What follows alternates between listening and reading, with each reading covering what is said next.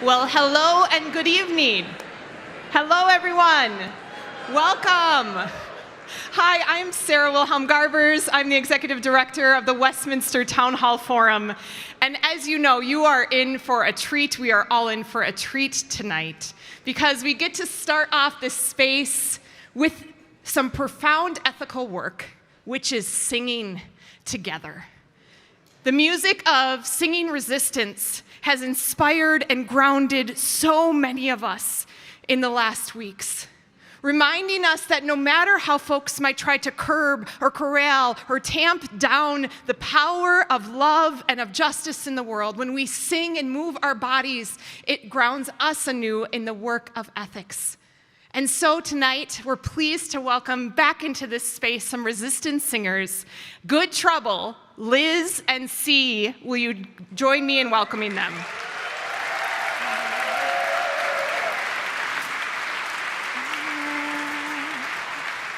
Oh,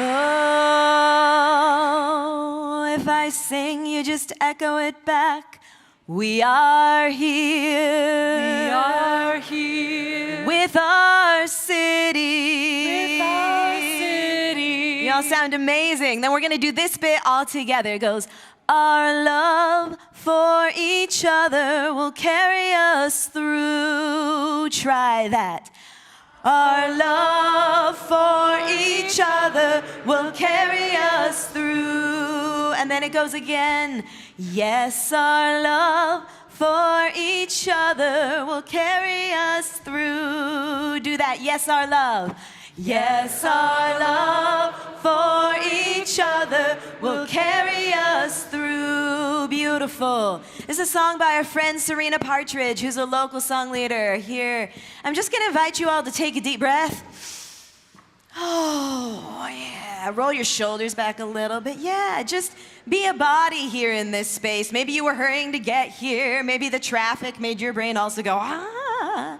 Maybe you've been answering too many text messages like me like that all day. So just try and be a little bit, 5%, 10% more present here.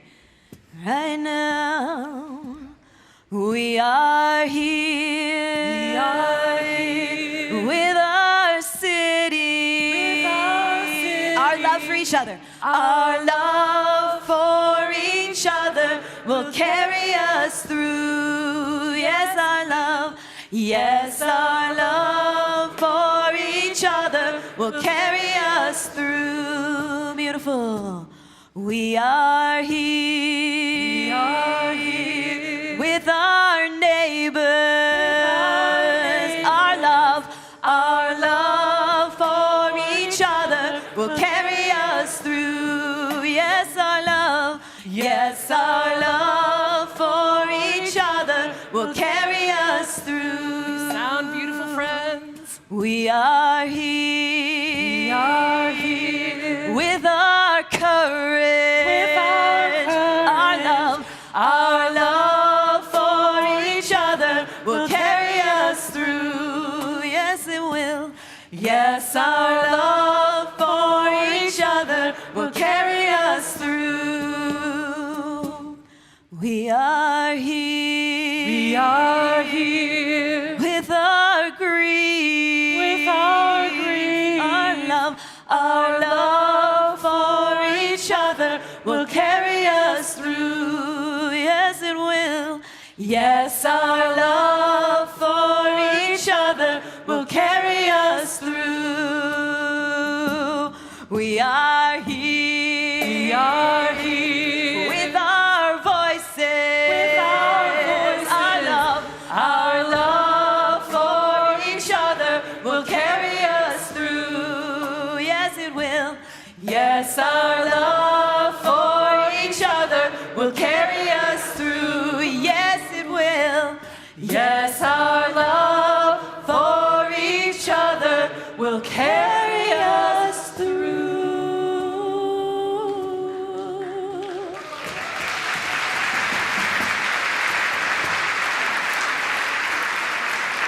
It's not about us. It's about us. Yeah. Right? It's not us. Collective. So I'm Liz. I'm C. We lead music together throughout the Twin Cities as good trouble for joy, courage, grief, hope, justice, and resilience. And since December, we've been part of this very leaderful movement called the Singing Resistance. Have any of you come to be with the Singing Resistance?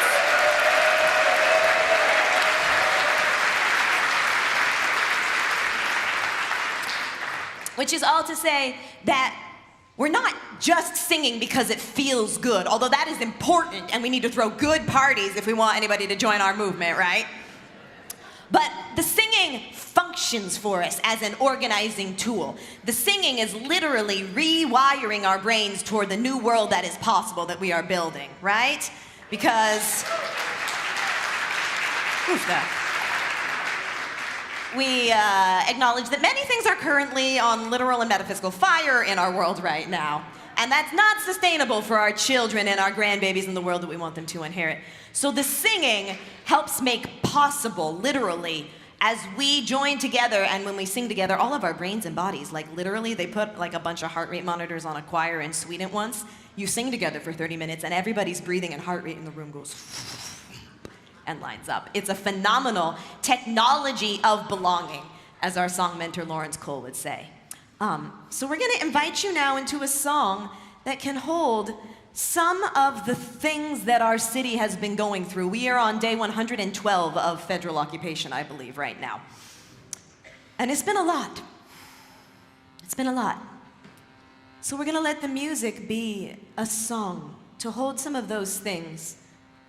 Maybe some of you have seen some things in these streets. Maybe some of you have been tear gassed in these streets. Maybe some of you have been delivering groceries to a family that has been ripped apart. This is a song by my friend Ian Carrick,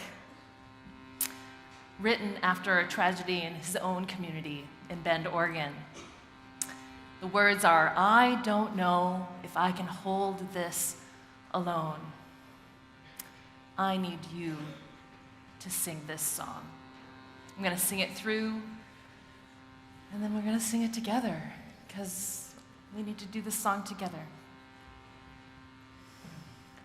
I don't know if I can hold this alone. I need you to sing this song. I don't know. Sing that, friends. I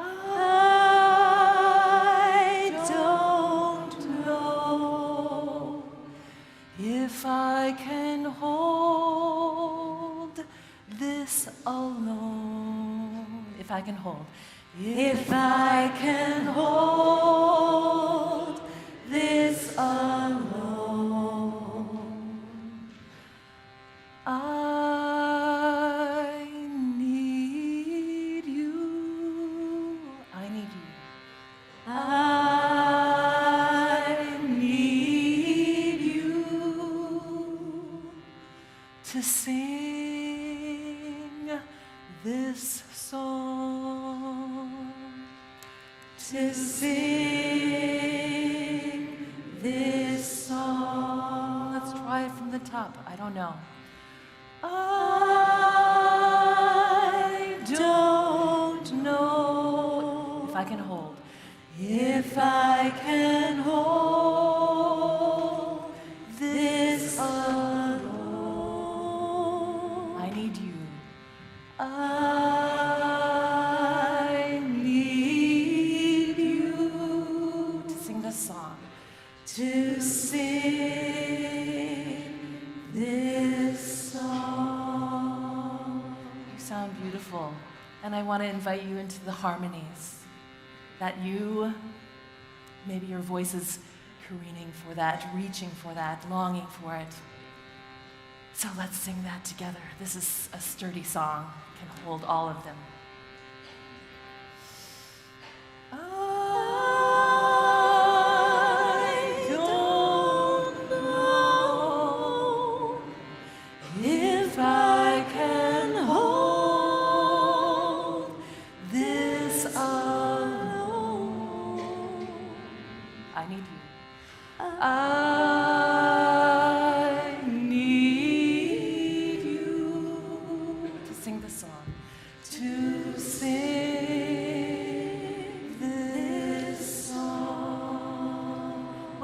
each other this next time around.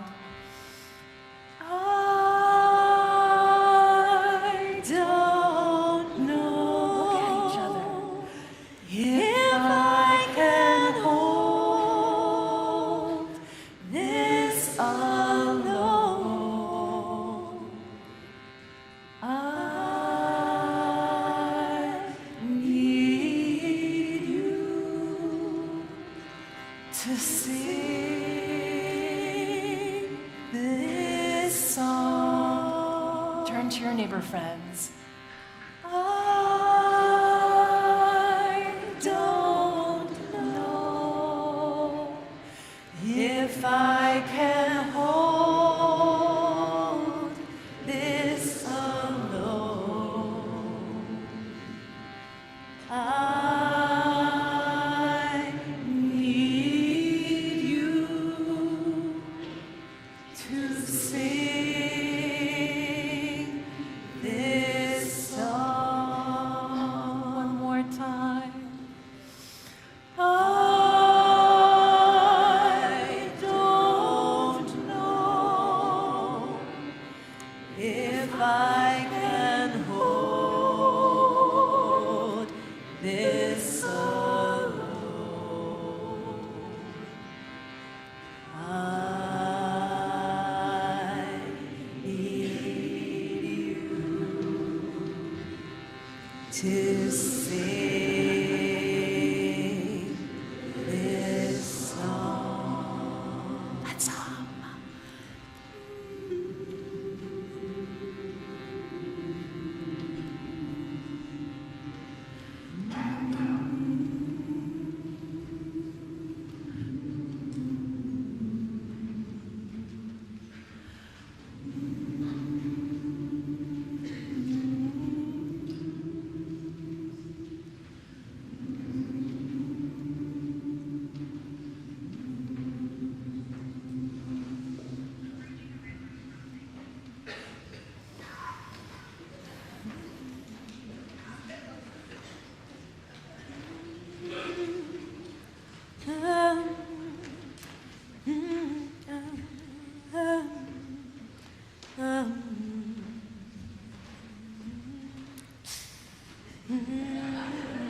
We have too many songs we want to do, friends. You sound amazing. And also, how does your body feel after that? I saw the tears coming. I saw the tears come. Your tears are correct, I want to say. Your tears are correct, and they need a place to come. Well, let's do it. Come on. Okay, we're gonna run out of time, but it's gonna be okay. You just have to come and sing with the Singing Resistance. Again, we have a QR code out on the forum table in the hall. If you're on Signal, you can download our Signal group and join to get information about the Singing Resistance actions we're doing. There's also an email list for our song circles, which are more spaces for grief work and for tending our hearts and things like that. Yeah? Let's do it. Everyone? Yeah. So this is a song from the words of James Baldwin, which Nikita Gill turned into a poem, and our friend Annie Schlafer turned into a round, which goes, everyone, oh everyone, oh everyone of these people are ours, just like we are theirs. We belong to them, and they belong to us. Every one of these neighbors in these streets, every one of these people. We'll go, everyone, oh everyone, oh everyone of these people are ours. Do that much. Everyone, oh everyone, oh everyone of these people are ours, just like we are theirs. Just like we are theirs. Then it goes, we belong to them, and they belong to us. We belong to them, and they belong to us. Beautiful. We're going to turn it around. We're going to put that all together. So we sang this song in the streets in December and January as ICE was coming and taking apart families and taking our neighbors. And as we walked through the streets singing this, folks would come out on their porches. Little kids would press their faces up against the window. We heard people waving and singing. And this is a song of deep solidarity, right? That we belong to each other. Nobody is the savior here. We're making liberation happen together. Everyone, everyone, oh everyone, oh everyone of these people are ours, just like we are theirs. We belong to them, and they belong to us. Oh, everyone, oh everyone, oh everyone of these people are ours, just like we are theirs. We belong. We belong to them, and they belong to us.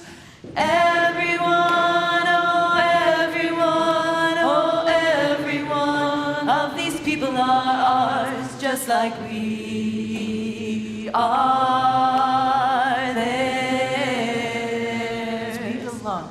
We belong to them, and they belong to us. It's a round, friends. 1, 2, 3. Everyone, oh everyone, oh everyone of these people are ours, just like everyone, oh everyone, oh everyone of these people are ours, just like everyone.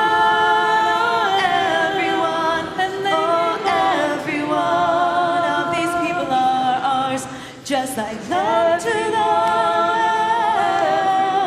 and they belong to us. Oh, Just like everyone, oh everyone, oh everyone of these people are ours. We belong. Everyone, everyone, oh everyone of these people are ours. Just like everyone.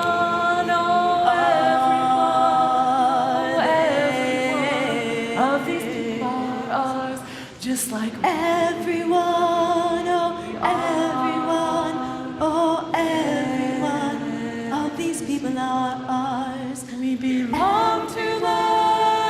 Everyone, oh everyone of these people more time. are ours, just like Everyone, oh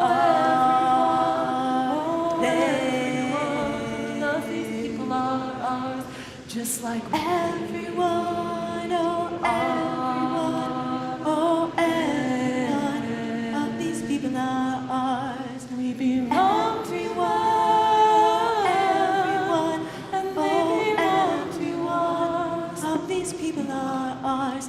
we Just belong like to them.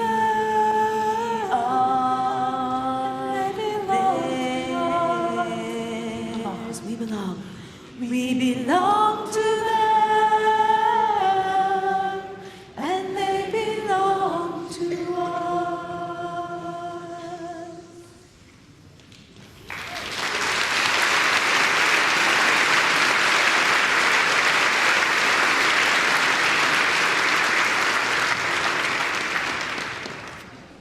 Every one of these people are ours. James Baldwin says basically, you know, there's no such thing as other people's children. And when we've lost sight of that, we've lost sight of everything, basically. Justice? Yeah, so when we heard that the theme for tonight was justice, we thought, oh my goodness, which songs are there that need to be sung for justice? So many songs. But the one we want to teach you tonight is by my friend Arne Batson, who used to sing with Sweet Honey in the Rock, if you know them. And she's down in LA. Oh my gosh, right? What legends.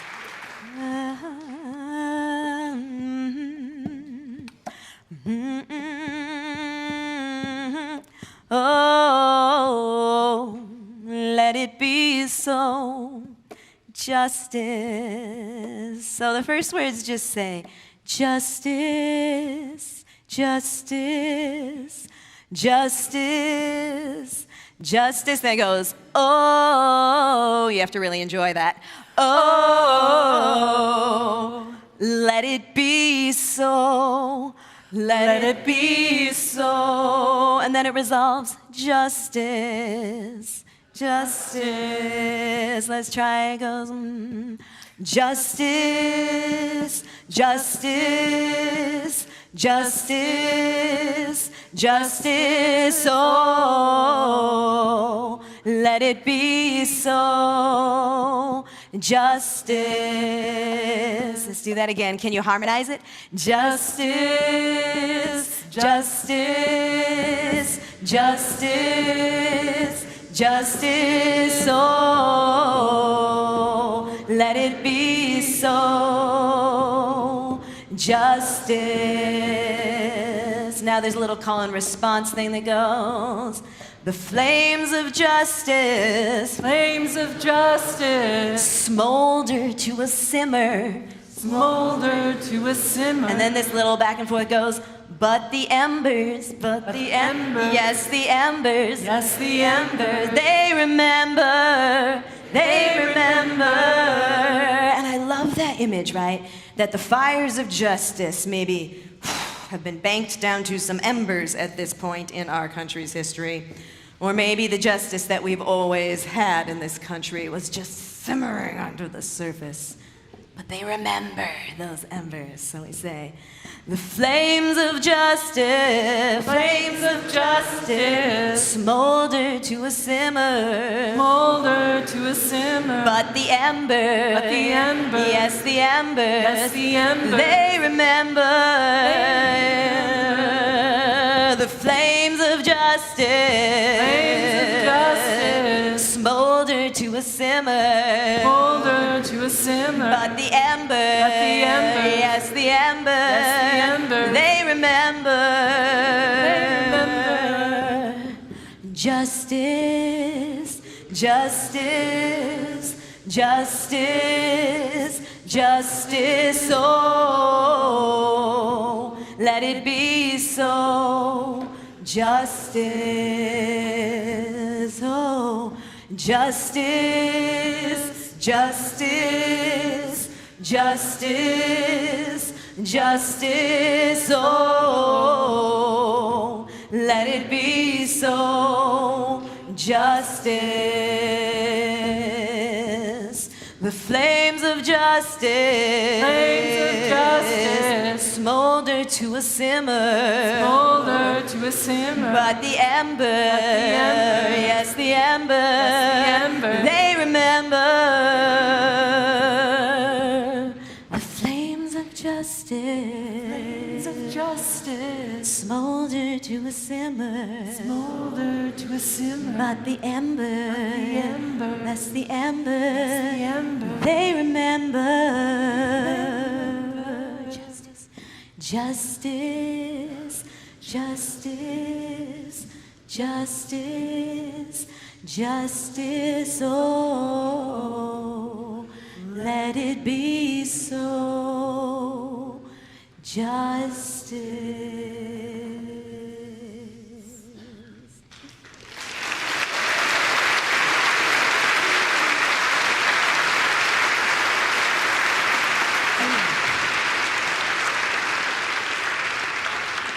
This is some good trouble, y'all, right? This is some good trouble. Liz and C, thank you for leading us.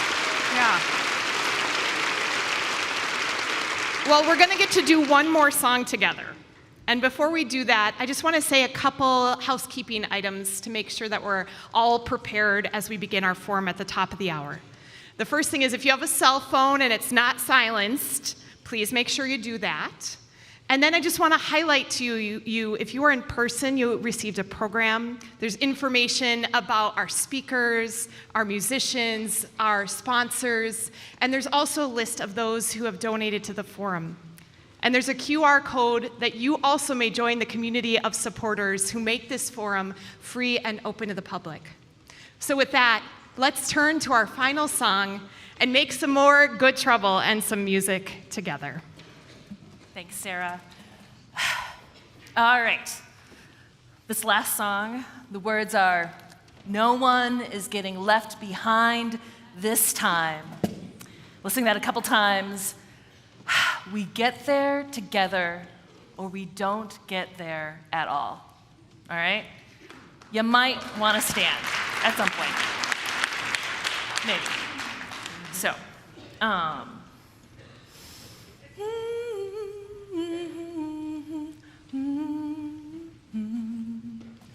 no one is getting left behind this time. Try that.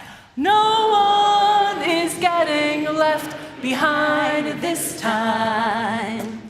No one is getting left behind. No one is getting left behind. No one is getting left behind this time. Try. No one is getting left behind this time. We get there together or never get there at all. We get there together or never get there at all. We get there together or never get there at all. We get there together or never get there at all. We get there together or never get there at all.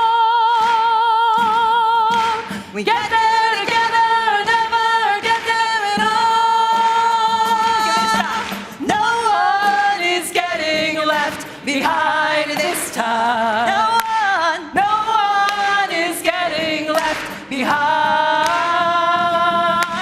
No one is getting left behind this time. We get there together. We get there together or never get there at all.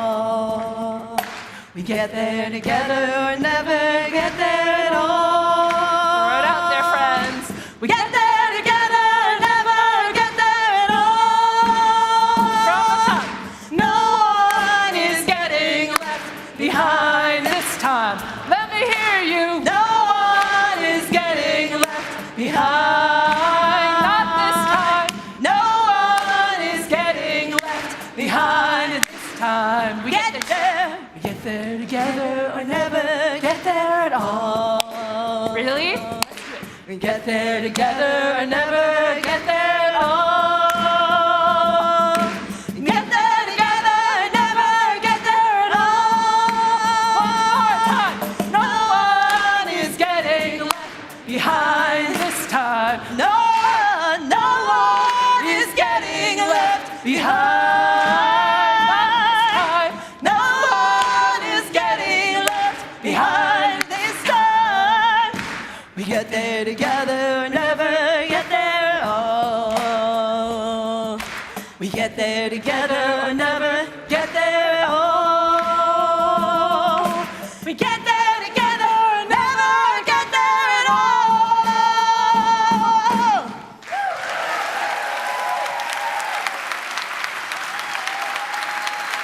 All of us together. All of us together. And I'm proud to say this is a song by Josh Blaine. Dear friend. Thank you, good trouble. Thank you, thank you. Friends, welcome to the Westminster Town Hall Forum, coming to you from downtown Minneapolis. I am Megan Gage-Finn, and I serve Westminster and this community as the Senior Associate Pastor, and it is good to be together this night in this space for conversation. Welcome to you if you have been in our spaces many times before, or if this is your first evening with us. I hope that you'll stay following the conversation to enjoy the building spaces, to visit the library, to enjoy the art, and of course, to stay for conversation over breads and spreads. For 45 years, the Forum has welcomed voices of conscience to speak on matters of ethics and public life, and together, we affirm that ethics still matter.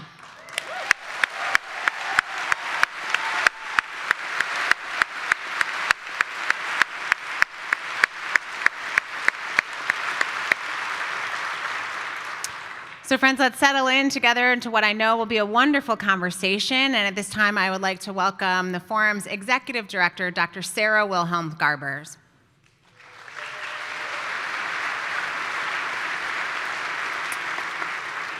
Well, thank you. It's so good to be together. This spring, as we were talking about what it might look like to celebrate 45 years, we said we wanted to bring back some folks who are the most beloved speakers we've had at the forum. And at the top of that list was Nina Totenberg.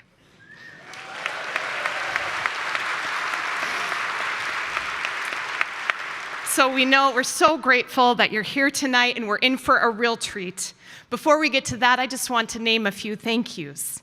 First of all, I'd like to thank one of our sponsors, the Minneapolis Foundation, whose generous support has made this spring season possible. We're also so grateful for media partners, including MinnPost and Sahan Journal, and Minnesota Public Radio, who is also with us. And they will be rebroadcasting this and all of our spring forums later on. Also want to thank all of you for your presence here, to our volunteers and to our financial supporters. You make the forum possible. And please, again, if you can, donate either by the QR code, the envelope, or you may do so online. Tonight, indeed, we are pleased to welcome back to the forum Nina Totenberg, who was here just a couple of years ago, in 1993, sharing her reflections on the Supreme Court. Time flies when you're having fun. And she is back here tonight, and we're thrilled that not only is she here, but she is joined by our special guest moderator, Kathy Wurzer. Yes.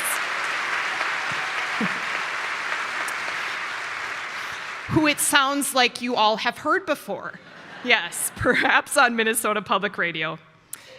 Additionally, let me just say of Nina Totenberg, she is indeed an award-winning legal affairs correspondent journalist for National Public Radio, who we all get to hear on All Things Considered and Morning Edition. She's won nearly every journalism award, and I'm quite sure if I talk about her for too long, she'll throw things at me, which I wouldn't want to have happen, and so we're just so grateful that she's here. She's written a beautiful book, if you haven't read it, about her beautiful friendship with Ruth Bader Ginsburg on the power of friendships, and if you haven't read it, we encourage you to do so. And with that, I just hope you'll join me in welcoming Nina Totenberg and Kathy Wurzer to the Westminster Forum.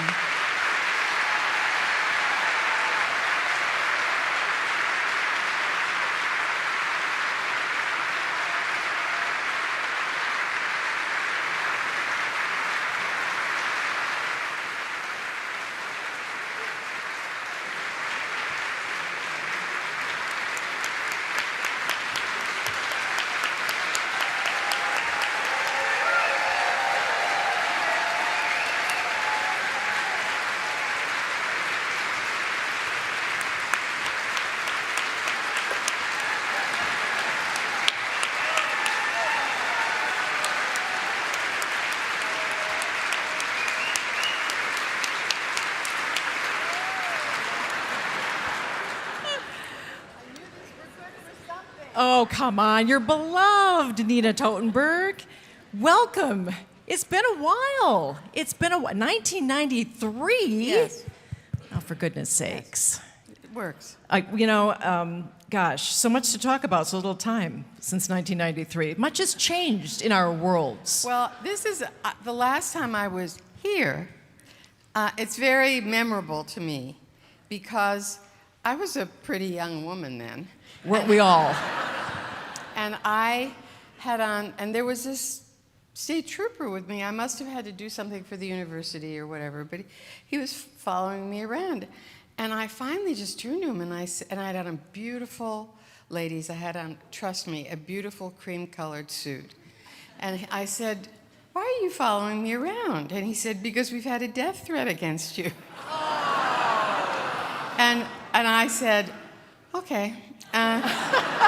And I think I actually gave a speech, and I think I gave it from there. And I looked out and I thought, well, if somebody shoots me, I'll never be able to wear this again because I'll never get the blood out. So I remember that very clearly, and when the folks here called me up, or my speaking agent called me up and said, would you like to do this? I said, I'm very sure I was there a long time ago. And you were, but it's, as I say, there's so much to talk about. So much has happened, and welcome back. Thank you. I have long admired you, obviously, and have listened to you as everyone else in this room has. And I think your beat is so very interesting. It's gotten a hell of a lot more interesting. Yeah, no kidding. Hello, as we're going to talk about that. You have a front row seat covering the most powerful policy-making institution in this country. But to many folks, the High Court has become a political battlefield, Public confidence in the High Court is at an all-time low. There are serious questions about its legitimacy. The president is wielding more unilateral authority, and the court is being asked to rule on a number of issues related to that. So I want to get the ball rolling here by asking you, how close are we to being in a constitutional crisis, given all of that? It's easy to use those kinds of words. You can be in a very bad position and still not be in a constitutional crisis. Now, this week, the Chief Justice gave a speech where he said this kind of name-calling has to stop.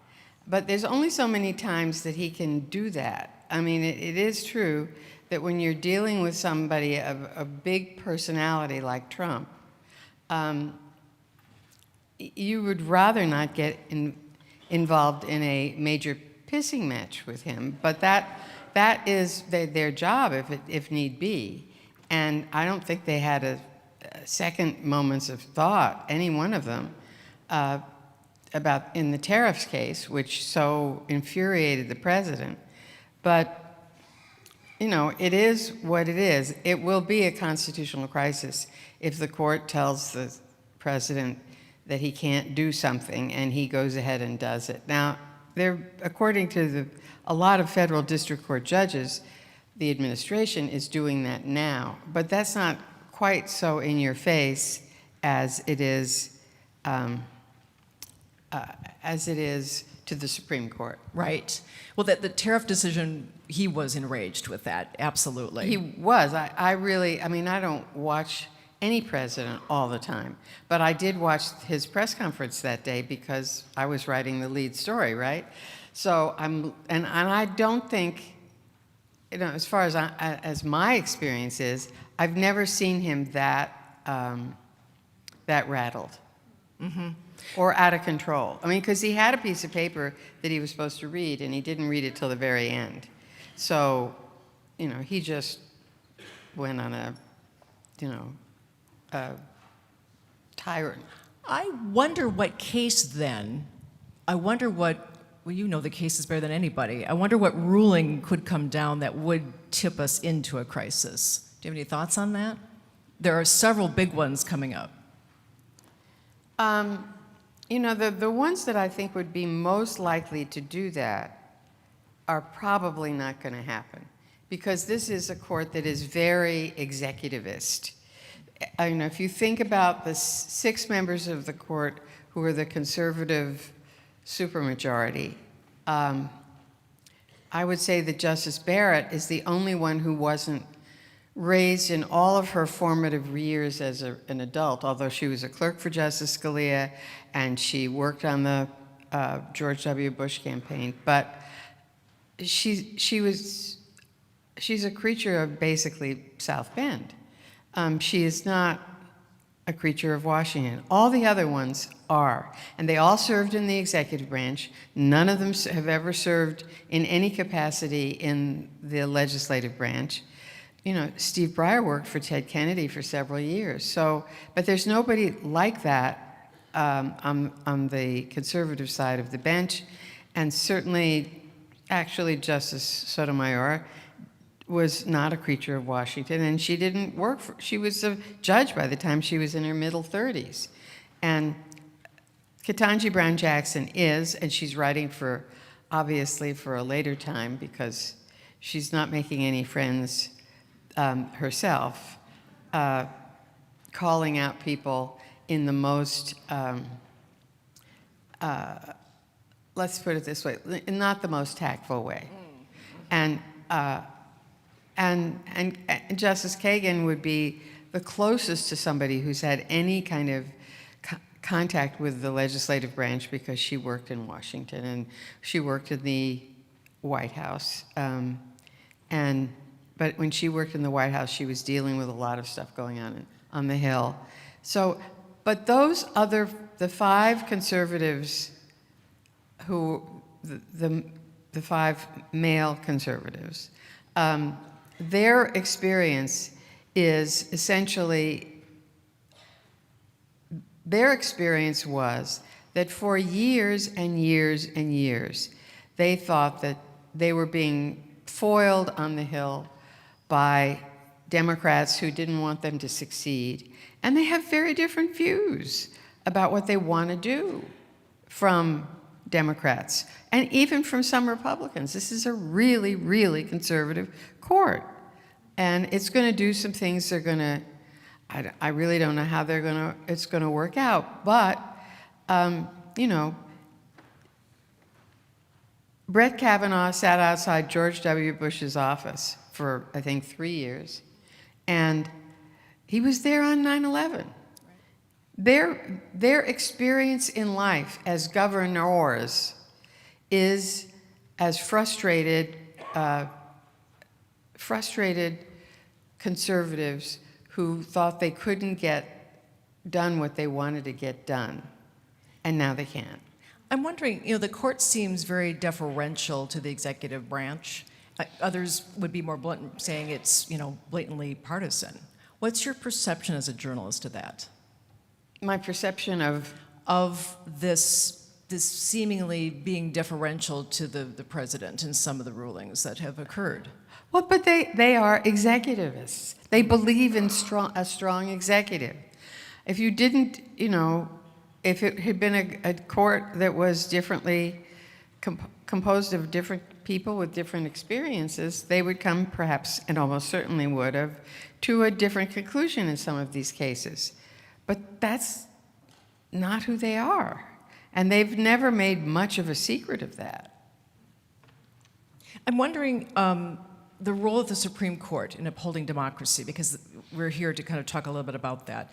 And I ask because you were in town at St. Thomas a while back, and someone wanted to know if you thought that the courts and the press would be able to save us. That was the term, save us. What should the High Court role be in upholding democracy and defending human rights? Well, that's, you know, it's supposed to be a buffer for us. Right. For us. But there are some things in which it will happily be a buffer. So, for example, when President Trump went after 4 law firms that didn't bend the knee to him, they lost in front of every judge that they appeared before. The administration did. And they were skewered by judges, Democratic and Republican. And I think the Solicitor General clearly understood he was going to lose these cases, which is why he slow-walked them. And finally, it got to the last day where they had to give a notice of appeal, and they said they weren't going to appeal. And then the next morning, they changed their minds. And my assumption is the president did not like the 12 hours of press coverage that he got at that point, and they had to. But I'm very curious to see, the deadline had actually passed. So I'm really rather curious to see whether they're allowed to do that. That's why they have deadlines. And judges are very, by and large, are very rigid about deadlines. That's why they're there. So we'll see. But if it goes to the Supreme Court, I have absolutely no doubt that press rights will be protected. And they don't particularly like us either. If politicians or judges like you all the time, you're not doing your job. That's so true. That is so true. You know that there are, I'm really struck by polls that show that the public's perception and what they think of the Supreme Court is at an all-time low. Yeah, but it's still like at what? 45% or something like that, 40%, 45%. No other branch of government does that well. And certainly the press doesn't do that well. Well, that's for sure. That's for sure. I mean, they're all they're mainly in single digits. What do you think then of some progressive groups that say to protect democracy, there needs to be changes made on the high court? Term limits, code of conduct with teeth, that kind of thing. What ideas that have been proposed may have legs? Well, it's hard to say never and never, but I can't, I do think that if they were to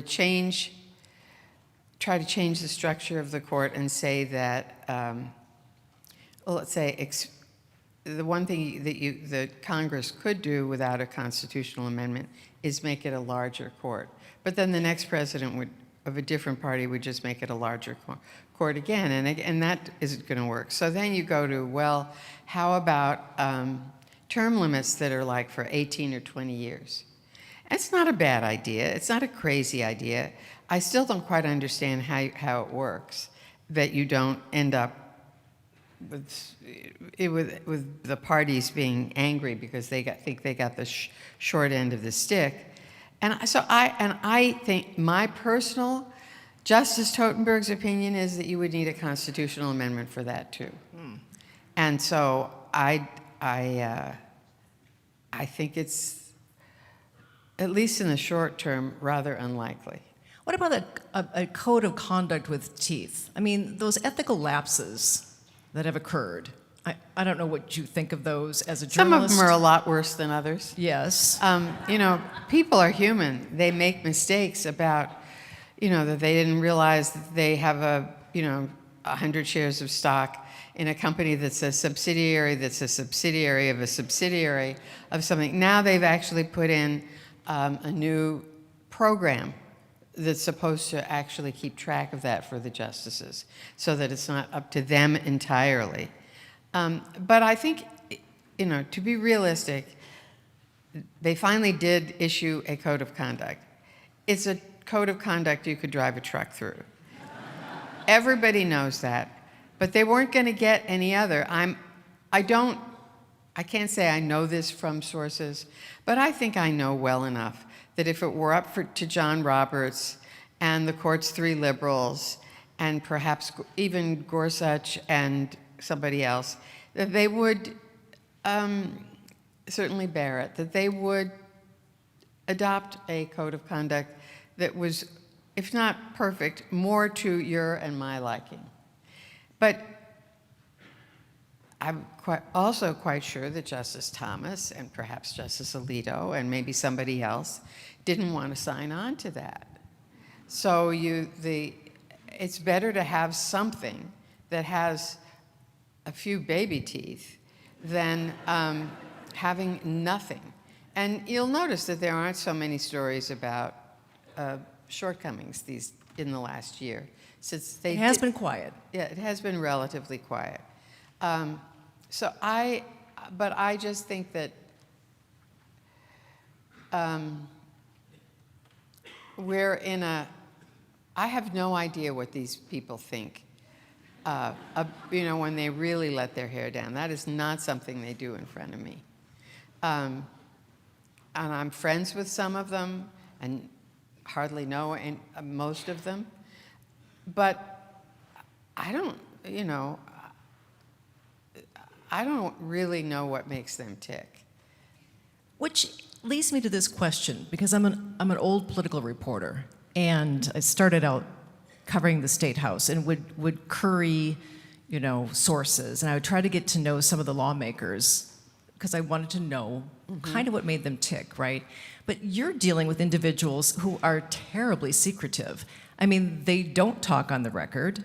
No. And I'm wondering then, why is it important for you to maybe, you were friends with Ruth Bader Ginsburg, and you're also friends with Scalia. With Scalia, right? Did you ever think? Did you get too close? Maybe. Did you ever? Maybe No, I never think did that because would be... I knew. If you want to understand something about a member of the court, you should try to get to know that person. But you're not going to know anything about what they do behind closed doors.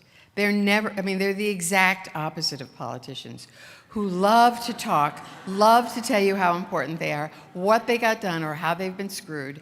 And that's, I have many friends in the House and Senate.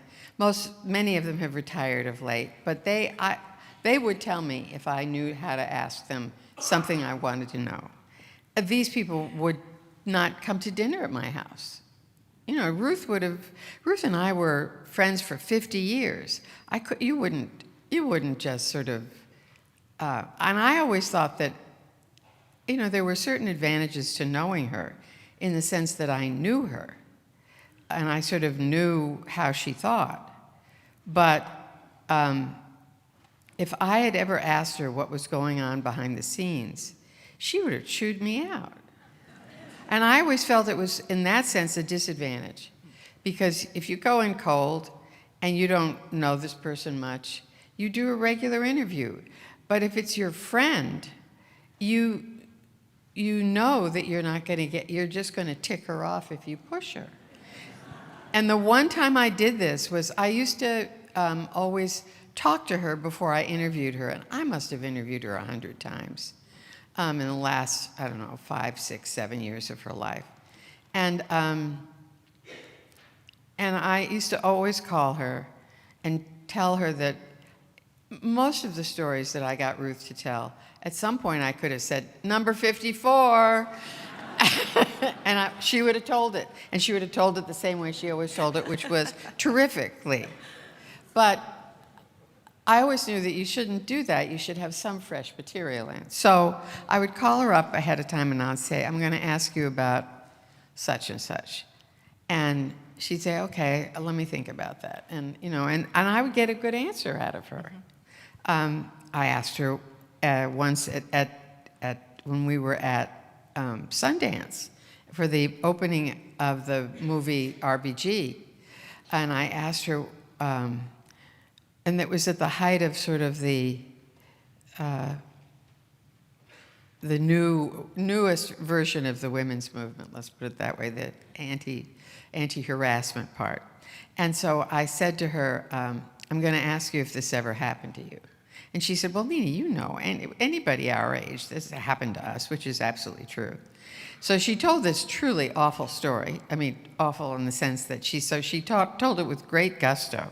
So she was on a full scholarship at Cornell, and she was worried about her biology or chemistry course, I can't remember which, whether she was going to do well enough. She was worried about how it would affect her grade point average and potentially her scholarship. So she went to see her professor and told him that she was concerned about it, and he said, well, I'll give you a practice test. So she took the practice test, and it made her feel a little more confident. And then she goes to take the exam, and it's the test. And so she said, I knew what he wanted then. She may have been 17, but she was no fool. And she said, and I thought to myself, and I'm on stage with her, and I said to her, well, what did you do? Because all I could think of was I would have run and hid. And she said, I went to his office and I said, how dare you? And she was like that. I would have loved to have met her. I never did. I'm wondering, how many times have you interviewed the Chief Justice? I think he's given interviews to people who are writing books. And if I never write another book, it would be fine with me. What would you, spill the tea, what would you really want to get Justice Roberts on the record about? Oh, he's too slippery. He wouldn't, and I mean like that, a politician, I guess, I mean right? that fondly. I mean, he would not, I don't think he would. You certainly know that there must have been conversations. For example, when in the first iteration of the ethics problems was when it turned out that Virginia Thomas and Clarence Thomas had not listed her employment on their financial disclosure, which is really a simple thing to know that you got to put down. And I confess I didn't notice it because I find those record's very difficult to parse. But Common Cause did, and they made a kerfuffle over it. And I just am positive that there was a conversation at that point between Roberts and Thomas. Now, do I know that for a fact? No. But I think, and in fact, very quickly, her employment was put in. So, but would he tell me what his thought process was in all of that? And if he did have that kind of a conversation? No, never. I mean, it's just, he's a very buttoned-down guy. I think he's actually a very good Chief Justice. Even when I completely don't agree with him, I think he's a good Chief Justice. He does the job he's supposed to do, and he does it well. But he would never trust a reporter, never. Say, I want to open it up to your questions, and I just want to remind you that we'll be taking your questions. So if you're thinking of one for Nina Totenberg, write that down if you would, please, and our ushers will come and get them. I mentioned, of course, that you're covering an institution that operates in secrecy for the most part. But do you think that secrecy has been taken too far with the shadow docket, decisions made without full briefing or argument? Well, I think that's different than, quote, secrecy. So I think that I actually, if I were a justice, I would not want anyone to know anything about the court, basically, and the court's business, except the opinions. That is what is supposed to speak for the court.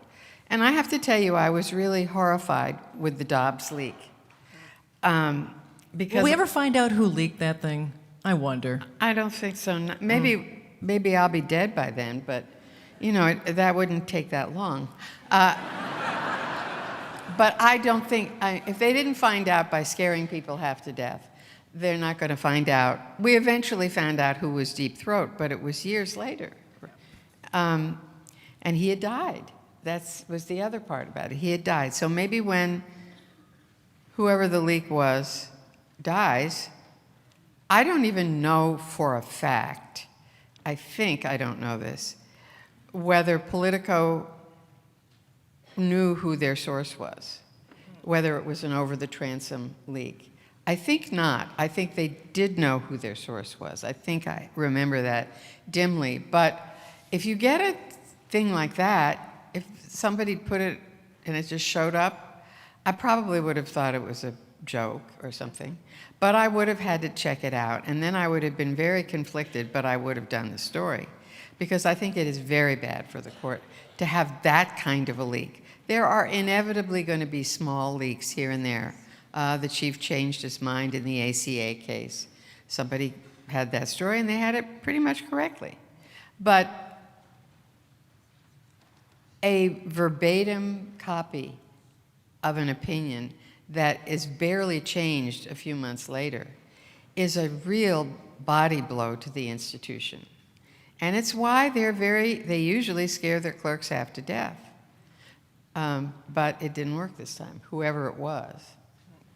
Going back to the shadow docket, because I was talking to a scholar at the University of Minnesota about this, and he seemed like he was mortified that so many decisions are being made without full argument or full briefing. And how much of a concern is that for you? I think it's really very serious, but it's their own fault. They don't like it. They can't figure out a way out of it. Because what happens is the Trump administration comes to the court and asks them to block the lower court, with whom they most likely disagree. Let's just assume that for the moment, or at least tentatively disagree. And on the other hand, those cases will eventually come back. And sometimes the court rules differently than they did before. But the problem is that it takes at least a year, and by then, things have happened that none of us might have imagined. Whole agencies have been decimated. You can't get them back a year later. I don't know that USAID will be refunctional for a very long time, for example. The Peace Institute, he took completely over. The Kennedy Center, I'm not sure it's ever going to be rebuilt. I'm really not. And I go to the Kennedy Center a lot. And it's probably the single thing that upsets me the most, although it's not the worst thing. But it is the fact that and tied into that, because ethics is what you care about, is that there is every evidence of a growing kleptocracy, and we don't have a way to deal with it. There's nothing that I know that can deal with that, at least right now. I suppose you could have a whole bunch of new rules that somebody else can break too. I mean, so I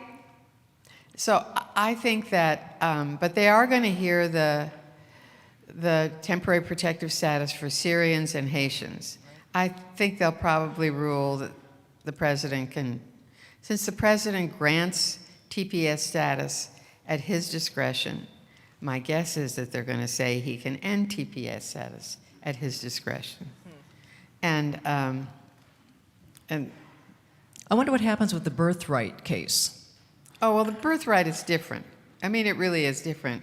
It's a little more complicated than most people think, but I would be really surprised if the court doesn't uphold birthright citizenship.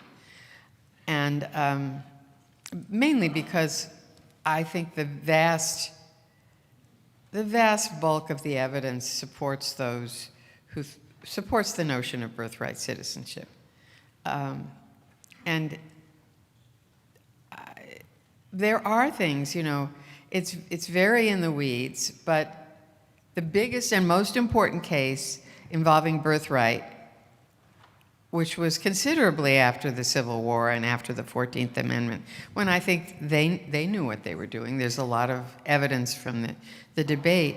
But the most significant case is about a Chinese guy born in the United States who his parents entered the United States. I still haven't figured out how, but certainly not illegally, as far as I can tell. At that point, in the early, in the 1800s, we wanted immigrants. We were a big country, and we needed immigrants, and the Chinese built our railroad system. They only imposed the Exclusion Act after the railroad was finished. So his parents come. He's born in the United States in 1873.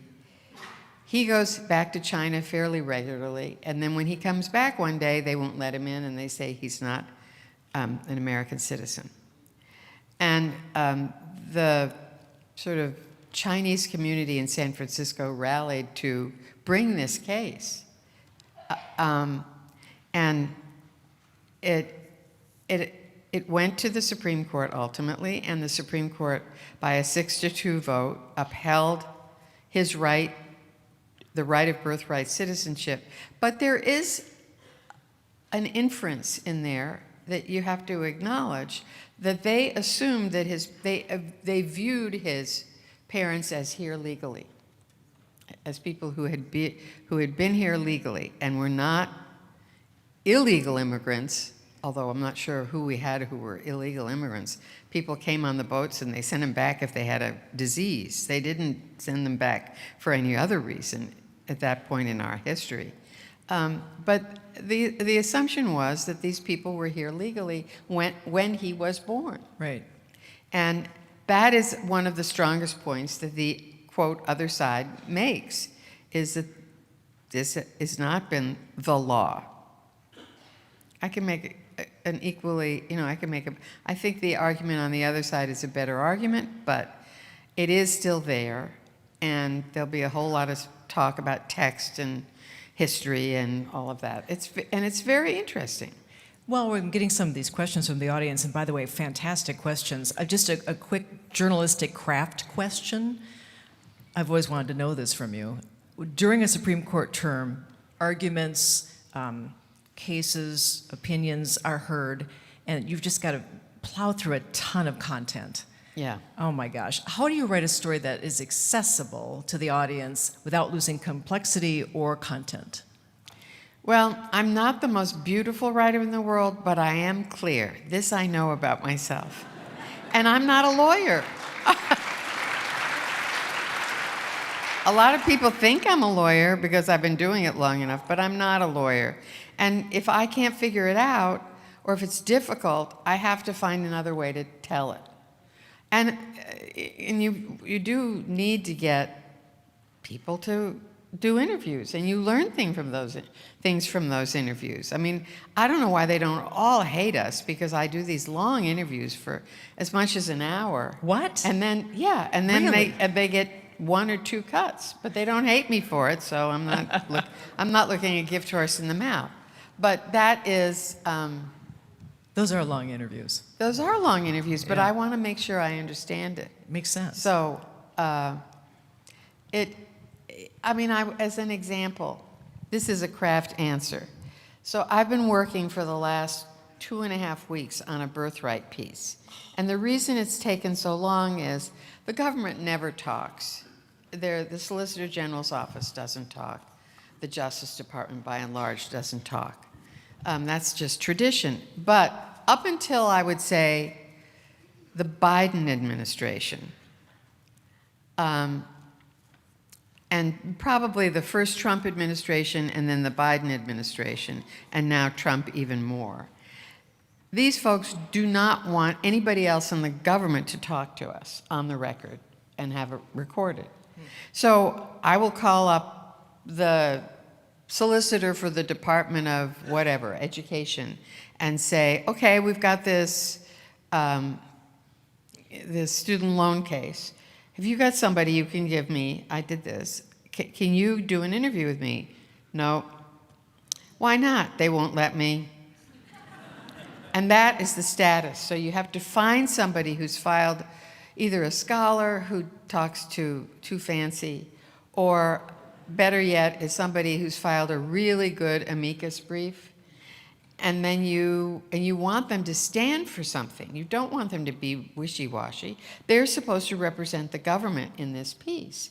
So I interviewed the guy who's counsel for America First Legal, which is the organization that Stephen Miller founded.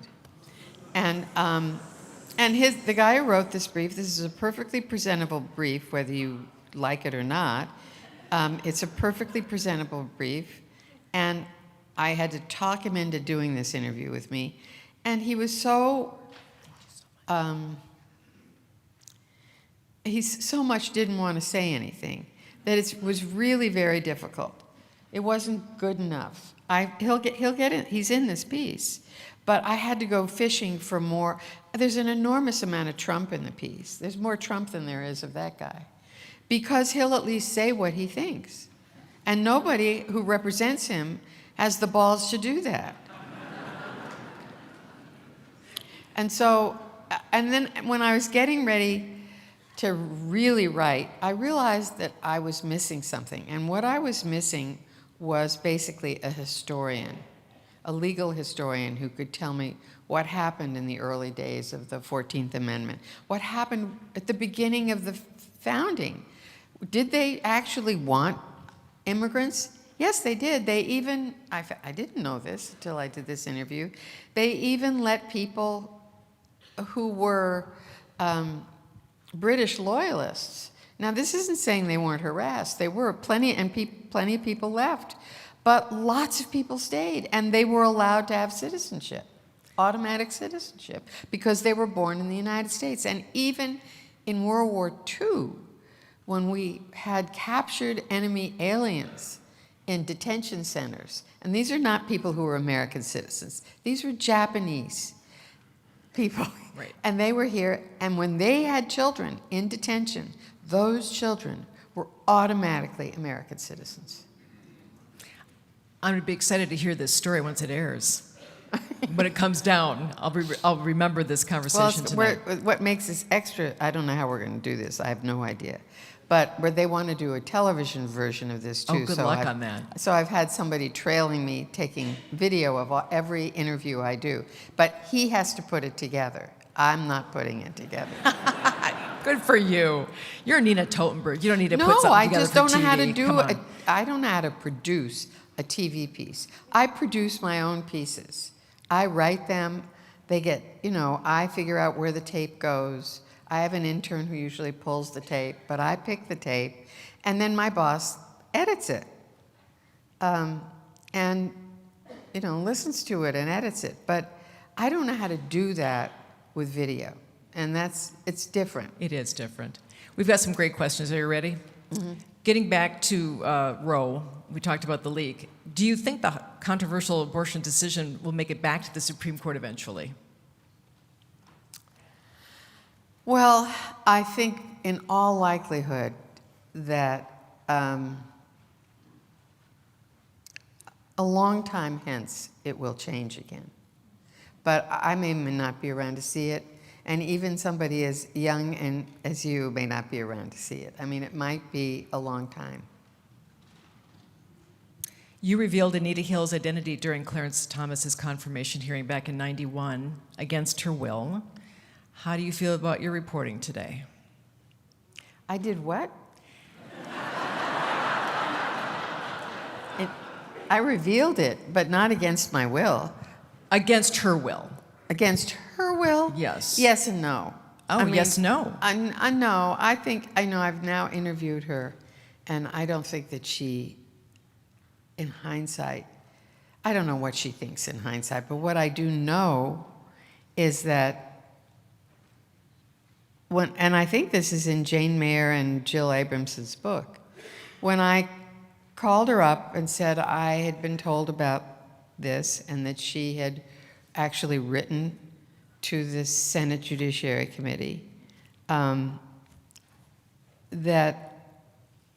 I said she said she would talk to me, but she wouldn't talk to me on the record. And I said, I can't do that story that way. You can't make this kind of accusation and have it be from a faceless person. And so she then went to talk to her professor, who said to her, at least this is my remembrance from Jill and Jane's book, who said to her, tell her that you will talk to her if she gets the affidavit. She'll never get the affidavit. Bullshit. She got the affidavit. And then she gave me the interview. And then I foolishly sat around for 3 or 4 days waiting for Joe Biden to answer my call, which he didn't do, and none of his staff would tell me, And finally, we just said, we'll go with it. Would you do it again today? Yes. Yeah, I absolutely would. Yeah. I mean, there's really not.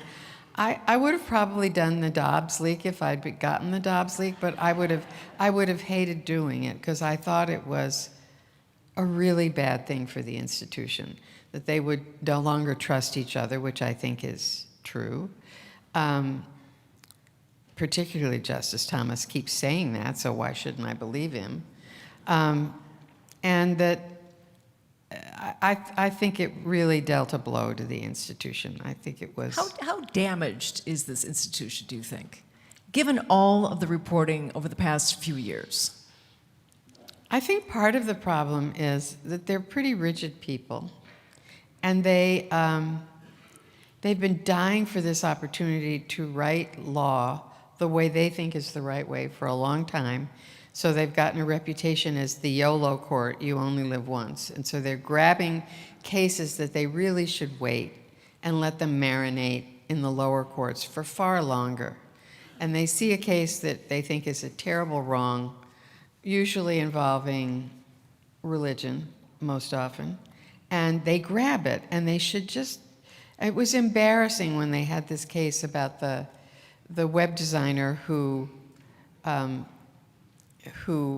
they ruled in favor because she wouldn't design web pages for people's same-sex couples' weddings. But she'd never had a client. She'd never had a client. There is this thing called standing. Meaning you have this, you can show that you've been harmed, and therefore you go to court to fix the harm. Why they took that case? Would they have ruled differently later on? No, probably not. But it just was a terrible look, I thought. So I think, and then the other part of this is, the court was much more diverse when, prior to the current time we're living on. Every person on that court, with the exception of Justice Kagan, was a judge for most of their lives, most of their professional lives, before being named to the Supreme Court. That wasn't true. When I first started covering the court, Hugo Black had been a great senator. Tom Clark had been Attorney General. Who the hell else? William O. Douglas had been who had basically was the architect of the securities laws. I mean, this was a very diverse group of people. And now there's nobody on the court who's been in the legislature. Justice O'Connor is probably the last one to have been a member of the legislature. And although I think Justice Kennedy knew a lot about legislatures because he'd been a page when he was a boy.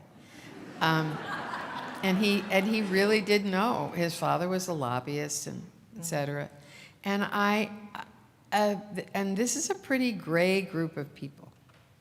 They're not, I don't think they like each other very much. I don't think any of them are close friends with each other, the way Scalia and Ginsburg were, or O'Connor and Breyer were. I just don't think that exists. And and a couple of them are somewhere on the spectrum. I wonder that.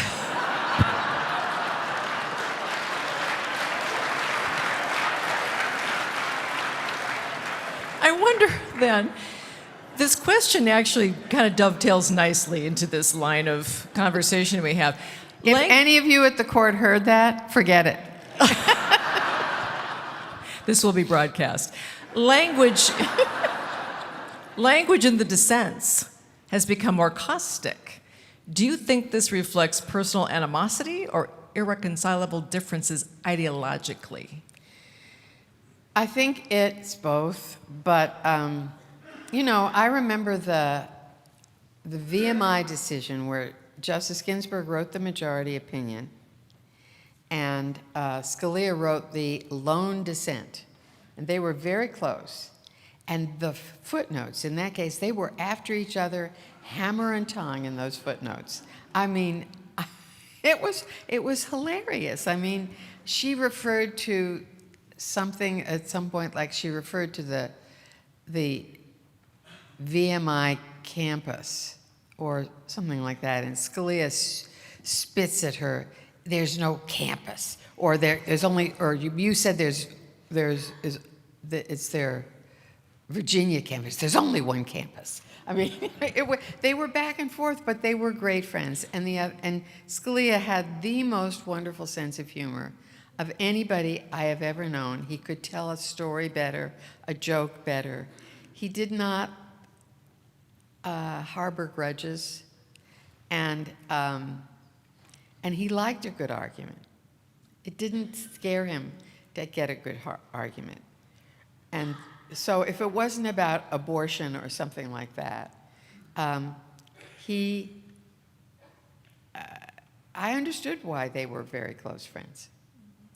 Does it affect the Supreme Court's validity or authority when the news media keeps identifying certain justices as Republican or Democratic appointed justices? We've always done this. It always drives them crazy. And if anybody can come up with a better thing than my calling them either one of the liberals, which they're not always, any more than the conservatives are always conservative, or calling them a Democratic or Republican nominee, I will be happy to substitute your alternative, but I haven't come up with one. And I think people want to know. They don't know who all 9 of these people are. They want to know, who is this that wrote this opinion? The Chief Justice writes, I'd say, the lion's share of the biggest opinions. And, I never anticipated, actually. I knew that the court was not going to side with the Trump haters 100% in the immunity case. But I thought they would, from the argument, I thought that they would divide the baby, basically. And they didn't. They went all in one direction. The chief wrote the opinion, and I was very surprised by that. We talked about Justice Thomas a little bit ago. Will Justice Thomas retire to permit President Trump to appoint his successor? I don't think so. He keeps saying they're going to have to carry him out by his feet, and I take him at his word. I think he likes the job. He has a very distinct ideological view that's different from everybody else's. Have you had a chance to talk to him, by the way? Me? Yeah, I just thought I'd ask. You think he'd love me in his chambers? I'm just saying, you never know. It would be an interesting conversation, wouldn't it? I don't think he'd welcome me. Let's put it that way. Maybe not. You have to know what's real and what's not, and I don't think that he would do that. So you think he'll be taking feet first out? I think so. Yeah. The more interesting question is whether Alito will do that, because he's got a book coming out in October. Now, most people who have a book coming out have to do at least a couple of weeks of running around promoting the book, and a lot of people think that he wouldn't have done a book that's coming out in October if he wasn't going to quit at the end of the term, which means I have to get my Alito retirement story updated. And I know you have one. Well, I have a rule. It's the Nina rule. If you are on the court and you're 70 years old and I haven't written your obit/retirement story, I have to bust my buns to get it done. I really do. We all have that. We have this library of obits ready to go, and yeah. Yeah. The Federalist Society has no comparable peer on the left. How has their $1 billion in financial assistance tipped the scales of justice, if at all? Oh, probably has. I mean, that's a lot of money. That's a lot of money to spend. But the fact is that liberal ideology dominated the Supreme Court and dominated law schools, and probably still does, for a very long time, starting probably in the 50s and 60s. And there was nothing like the Federalist Society. And so I think it was a good thing that they started the Federalist Society, that they have this rather unique institution that welcomes particularly conservative law students. That's really what it was founded for, and still is. But there is no comparable thing on the other side, and I think the amount of money that the Federalist Society has drawn to it, obviously from very ideological sources, is not a healthy thing for the Federalist Society. That when you have that kind of money floating around, an institution created for students, you have to think that at some point there's going to be a scandal. I want to talk about your book for just a moment, Dinners with Ruth. I loved it, and I thank you for it. I loved what you said about friendship.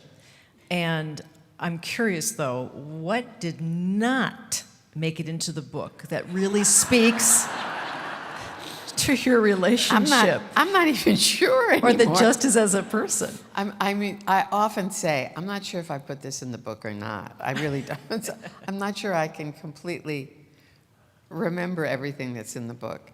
But I tried to have sort of a smorgasbord of a book that goes between my friendships, not just with Ruth, but with my female friends, particularly at NPR, who were and are.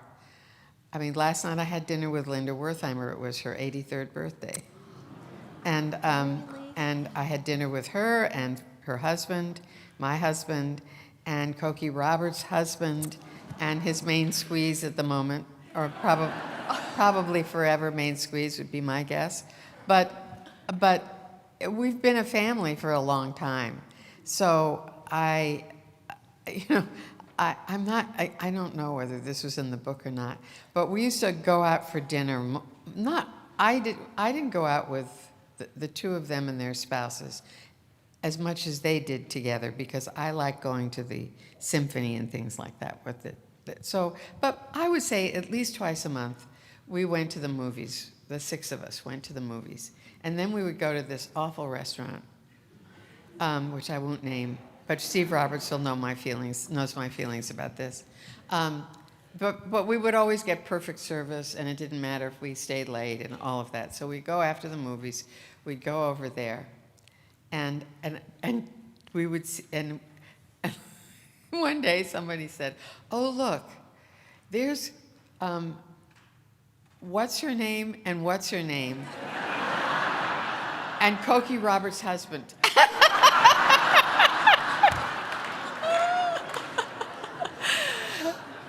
Now, I'm fully capable of saying something like that. I now can't remember anybody's name anymore. A question from the audience about Justice Ginsburg. Did you discuss with the Justice her decision to not retire in time for President Obama to replace her? No, and I didn't know about it either. I didn't know that he had. She's just proof that she would never tell me something like that. The Times broke that story quite a bit later, and but I would have known that she wasn't going to quit then, because her husband had only recently died, and that was her life. She was healthy, and she definitely thought, in this sense, she was probably ahead of Obama, that if she were to retire, that they would never be able to get in anybody like her at all, that it would be somebody not nearly as, I hesitate to use the word liberal, but feminist, let's at least say feminist, or as cagey about, she'd gotten very shrewd about winning when nobody thought she would win. So I once did an interview with her at the Japanese embassy. It was like a 10-minute, 15-minute interview, but it was at the end of the term. And I said to her, you have done extremely well this year, way better than anybody thought the court's liberals were going to do. What do you attribute that to? And I mean, I'd not asked her that question before, and she said, well, they can't agree on what they want to say, so we can agree. Would you like to read a passage from the book to end our conversation? Yes, I would like to do that. There's a special part of this book. If you ever get the chance to have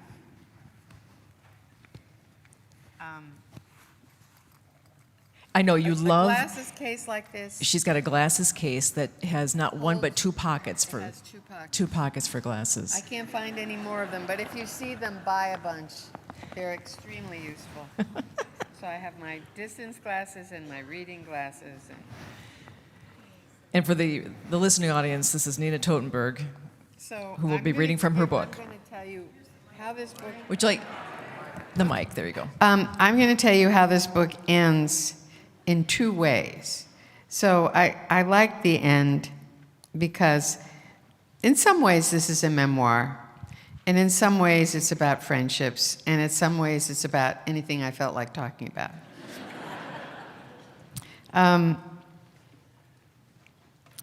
I still wake up every morning thinking of Ruth, and alas, also Cokie, and sometimes Nino and Lewis Powell and Bill Brennan too.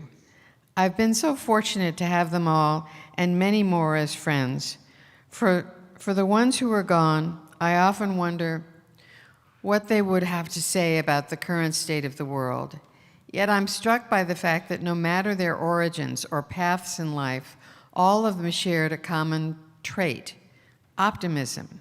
Today's events at home and abroad would surely test that optimism. But while I think each of them would be realistic about the challenges we face, they would all be determined to persevere.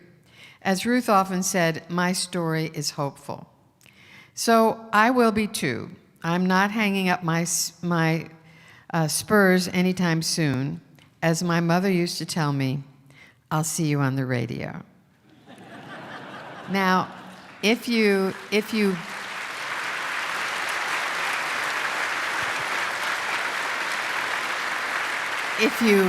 have a car trip planned and you listen to it, there is one more sentence after that, which is, but I think I'll let my father have the last word. And it's him playing about a minute or so. He does it in the Bach in the beginning. In the end, he does Paganini Caprice. It's him playing the Stradivarius that was stolen from him, which is in the book. So that's the way I ended the audio version. I do want to say one other thing tonight. I think that the people of Minneapolis have been the best citizens one could imagine. They have mustered.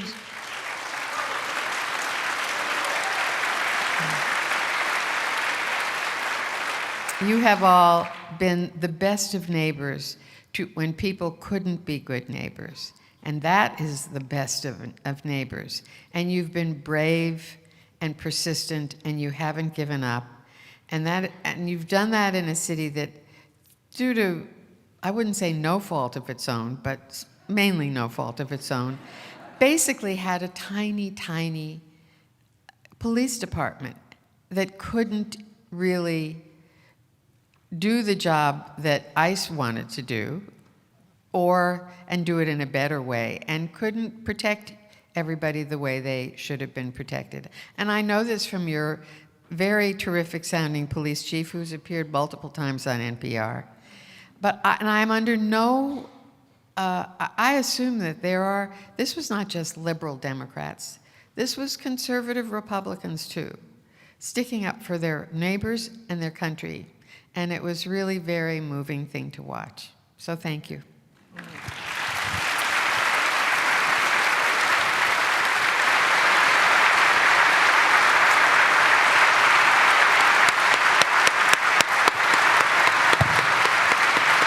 So before we go, because this is Women's History Month, and I'm going to just say this because I have the opportunity, a personal thanks, because I got to stand on your shoulders. That's why I'm here as a broadcast journalist, in the shoulders of Susan and Linda and Koki, Susan Stamberg, of course, Linda Wertheimer and Koki Roberts, these pioneering women of National Public Radio, you know. Thank you for lighting the path for journalists like me.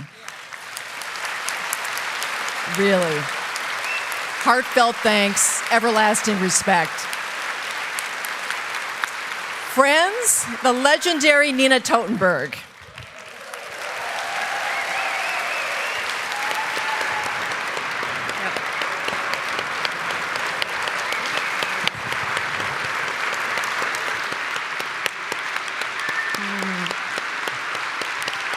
Nina Totenberg and Kathy Wurzer, everyone. Thank you. Thank you, you all. Please stick around, enjoy the breads and spreads reception just out there. You can sign up to learn more about the Singing Resistance opportunities and ways to connect, and join us next month for our special 45th anniversary celebration as we affirm ethics still matter. Nina Totenberg and Kathy Wurzer again.